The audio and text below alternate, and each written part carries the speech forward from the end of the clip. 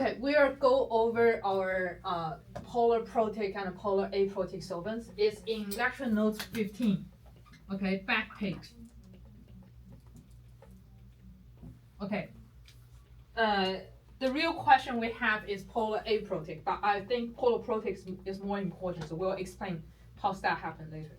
Okay, now in the class I only write DMSO and DMF. It's just like when you see this, that should be polar aprotic. A here, okay, A means not. Okay, A means not. Are people good with that? Yes. Okay, what's happened with here? Okay, why? How come it's polar? Because my oxygen is more. Okay, let's see. Are people good with this? Is the polar? Yeah. Did you see the polar bond? Yes. And it's double bond. Okay, so overally, that's how things works. And you see, they're also okay.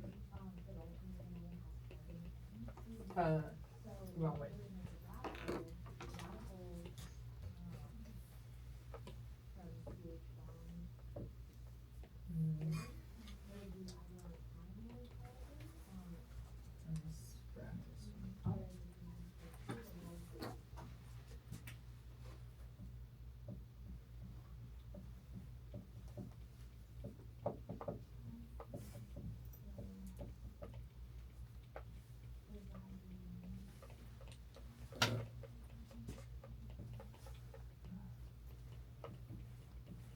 But I wish I have a second color, but it's kind of like you're also more positive on both sides and then putting into the S because S is more electronegative than both carbon.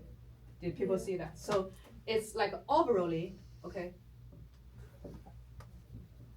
it's polar in that way, like an arrow.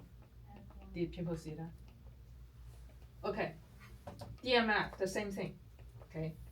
What writes carbon is partial positive, okay, partial negative, and it's also pointing to this direction, partial negative. Are people good with this? Yeah. Okay, polar is not the part that's important. Aprotic is the part. Okay, all of your hydrogen, this one, this one, this one, this one, they are not easily pulling off. You cannot pull off. Okay, I know people ask a polar, but I want to emphasize it's aprotic that you should pay attention to. Okay, the key point is no flowing hydrogen at all. Right? That's the point I emphasize in the class where I said polar protic solvent, I put a positive next to it, right? In the class. Did people remember? And I suppose a positive and next to SN1.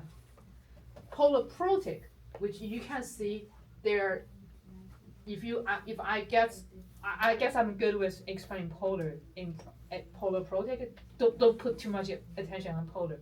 The part you should put attention on is if I lose this hydrogen, they are still stabilized by resonance, which is a strong. Okay, acid base come here again. Okay, they both are strong acid because once you remove the hydrogen, your hydrogen is free floating. Then they are gonna just to stabilize by itself, which means in polar protic solvents you have okay half. Are people good with that? Good. All right. Do you still need polar stuff? No. Okay, good. So don't spend too much time if it's polar. Okay. The point. Okay, I would separate this way: polar protic, and everything else. Polar protic with positive or without. That's the only thing I care. Okay. And then non-polar. Okay, non-polar. How is non-polar works? Okay. I'll write non-polar here. One of them was hexane, right? 1, 2, 3, 4, 5, 6. One more. Okay. How is that one work? Because all of if you spread them out, okay, if you spread them out, all of the dipole moments they're canceling out. Okay, they're keep canceling out the whole thing. even you have small arrows on each one of them, if even you have small arrow on each one of them, but they keep canceling out, so that's a non-polar. Are you good? So don't care. I will separate. Okay, non-polar and polar aprotic. They're on the same side. Okay. We only care. Do you have a positive? Okay, water is also count because you still can grab hydrogen out. The same goes to methanol. Okay, really in polar aprotic solvent, we care. Do you have this one? And that's how hydrogen plus or not is gonna to determine SN1 or SN2. It will be on Friday or probably next week's notes that if you have polar protic solvents, you won't have SN2 or very hard to have SN2. If that SN2 is the only choice, then okay, we go SN2 because there are no other mechanism we can go with. But once they get a choice with like a secondary, we already started to do that today. It's on the bottom of our notes. If you have secondary, you get chance to choose SN1 or SN2.